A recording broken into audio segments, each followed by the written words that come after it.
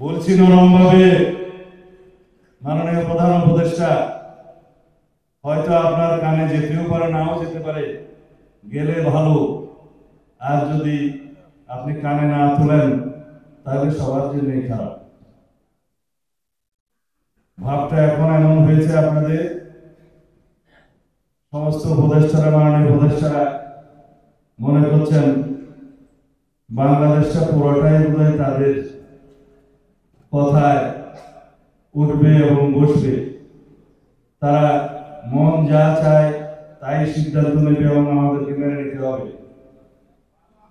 আপনারা যে রাস্তায় হাঁটছেন সেটা অত্যন্ত অগণতান্ত্রিক পন্থায় হাঁটছেন।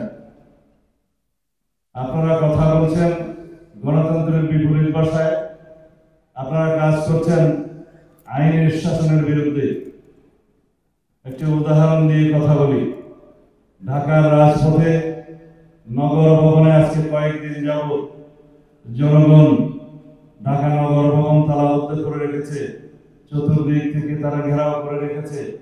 আলটিমেটাম দিয়েছে স্থানীয় সরকার উপদেষ্টাকে যে আদালতের রায়ে যিনি মেয়র ঘোষিত হয়েছেন জনাব ইঞ্জিনিয়ার ইশরাক,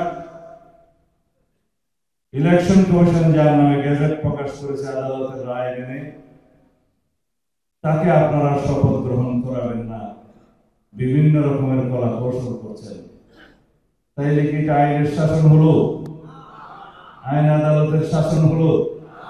আমরা কিসের শাসনের জন্য অপেক্ষা করছি? আইনের শাসনের জন্য। প্রফেসর ইউনূস সাহেব এবং আপনার একজন অল্প বয়স্ক উপদেষ্টা স্থানীয় সরকার মন্ত্রণালয়ের দায়িত্ব আছেন, তারা মনে করছেন যে তারা আইনের আদেশ মানবেন না, কোর্টের আদেশ মানবেন না, ইলেকশন কমিশনের গেজেট নোটিফিকেশনকে তারা তোয়াক্কা করবেন না। তাহলে গণতন্ত্রের বিপরীতে আপনাদের যাত্রা হলো। আমরা সবসময় আপনাদেরকে সহযোগিতা করেছি, এই সরকারকে সহযোগিতা করার জন্য আমরা প্রতিশ্রুতিবদ্ধ, কিন্তু তার মানে এই না যে আমরা দাসত্ব দিয়েছি আপনাকে যা করবেন তাই সমর্থন করার জন্য। আমি আহ্বান করছি অতি অল্প সময়ের মধ্যে, পারলে আজকে কালকের মধ্যে ঢাকা দক্ষিণ সিটি কর্পোরেশনের মেয়র হিসাবে আদালত ঘোষিত